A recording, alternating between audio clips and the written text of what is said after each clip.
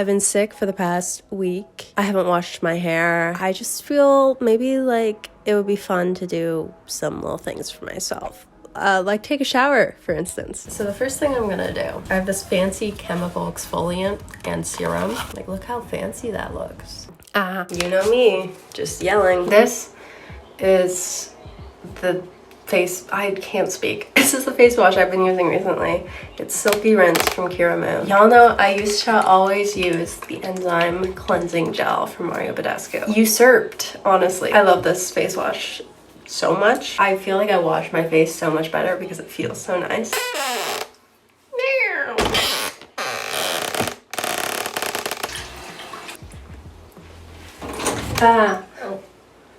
Hi. Okay, this could go very poorly if my skin doesn't like this because it is an exfoliant. Wow, it does look very pretty. Oh, it smells so good. It is an intense smell.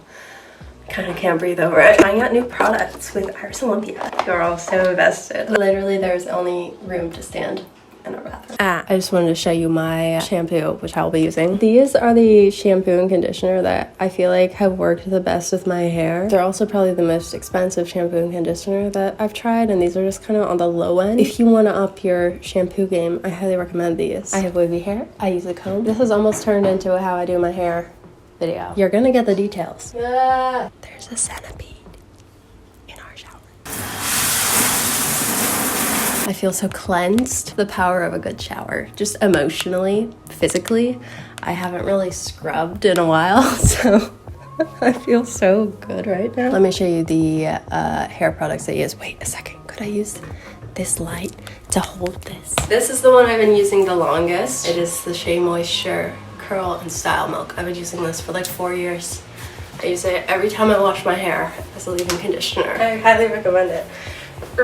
It's just impossible to get out of the bottle. That's, you know, I have to work a lot less hard now to get my wave pattern to come out because of my haircut. I just got a haircut that helps my waves come out. It removed a lot of the weight, so my hair actually does what it's wanting to do.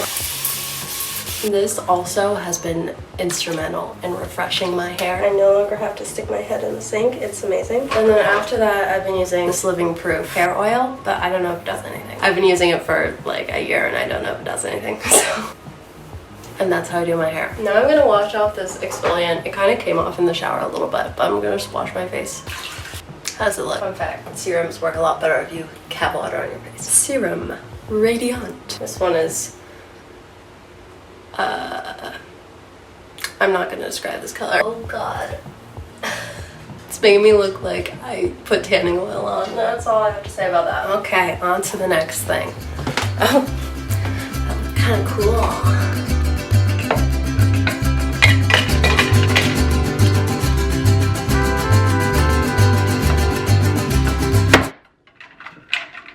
The next thing I'm gonna do is pick a scent for today. Segue! This video is sponsored by Dossier. You know I love them. You know, they've been one of my longest sponsors and happy to be working with them again for the next couple months. These are a couple of my all-time favorite scents. We've got Floriental Almond, Aquatic Lime, and Floral Pink Pepper, which is kind of perfect for like fall/winter. I'm really excited to start wearing this again. It just feels so fancy. I have a whole new box of scents. So I'm gonna pick 2 randomly out of here and we're gonna sniff them because that's fun. If you don't know what Dossier is, they make high-quality luxury-inspired fragrances so that you can get the scents you like at a price that doesn't break the bank. You can literally go into Sephora, smell all the designer scents, and then get them for a little bit less. Open these 2 bad boys up and see what we got. This first one is Citrus Green Apple. It's got notes of green apple, lime, cedrat.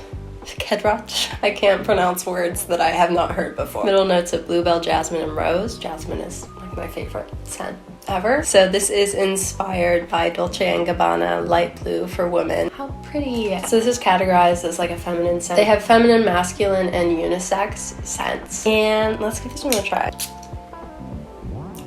I'm sorry, I was shocked by the lime. I definitely feel like I have associations with this scent. Like sometimes when you like smell something and you're like, wait, I recognize this. I've smelled it before. The next one. This is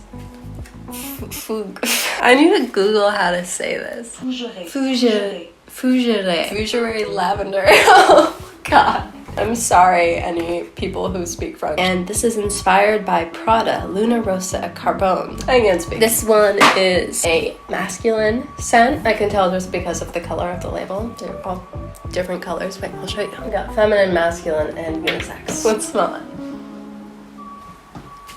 I haven't even sprayed it. It just smells so good. This is the one. Oh my god. This smells like the sexiest man alive.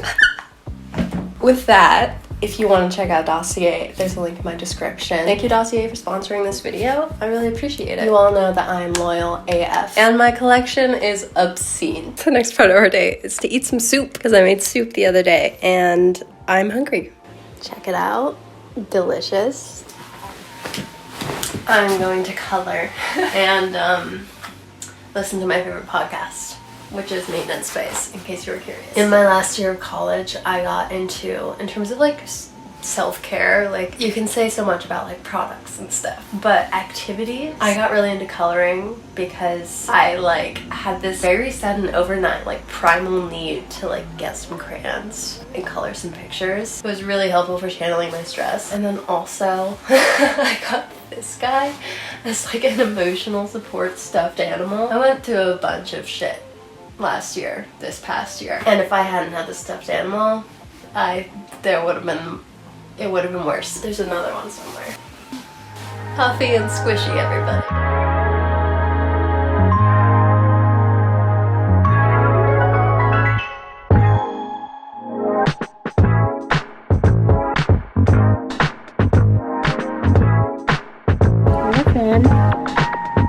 I'm about to leave. Here's my outfit. I got these dragon gloves, which I love. We went all black.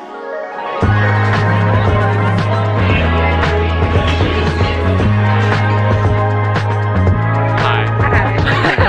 I'm thinking that a photo or what? With me, it's never a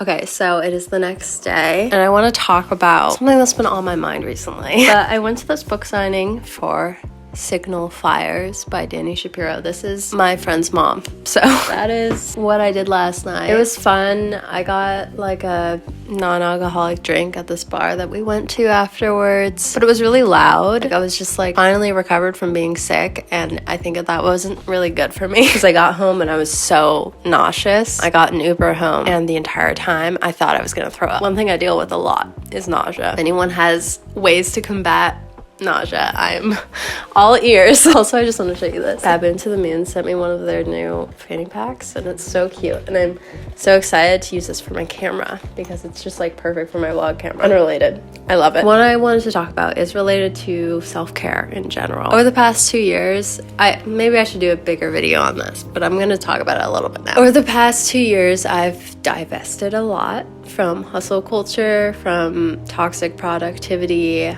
I was still in school, and I was really kind of disillusioned about like how much work I'd been putting in. And my whole life I've been very like overpowered, like an overachiever or just like a high achiever, like especially in high school. I worked so hard. The thing about that was it definitely had its consequences. Like I definitely like burned out, was super stressed out and overwhelmed.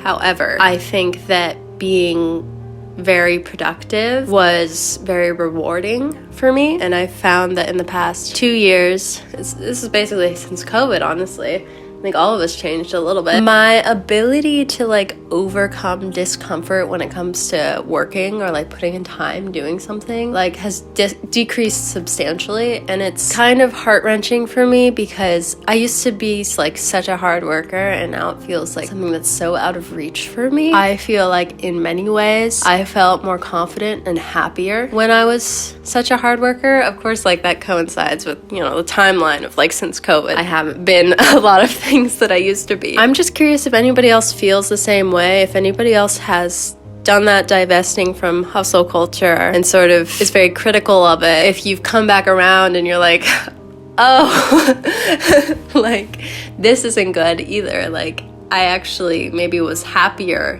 when I wasn't critical. I just noticed like it's harder for me to get stuff done. I don't work as hard. My ability to like overcome discomfort, as I said, has decreased substantially. Pushing through is like not something I'm as able to do. And I wish I was still able to do that because I find getting things done, especially the things I care about, really rewarding. I think maybe the problem is this whole new mindset bled into the things I do really care about and I do want to spend time doing, like even YouTube. And it's like, yeah, I want to be able to take breaks, but also I think in general, I take breaks from everything, not just YouTube, just like in my day. I take breaks when I don't need a break. Self-care, take break, treat yourself nice, whatever. I think I take breaks when I don't need to be taking breaks. And I think that disrupts my whole flow and my personal growth. Those are just my feelings recently about productivity. For me, I one thing I need to do to care for myself is to actually like participate in the things that bring me joy, that do involve work. It's not just taking the break, it's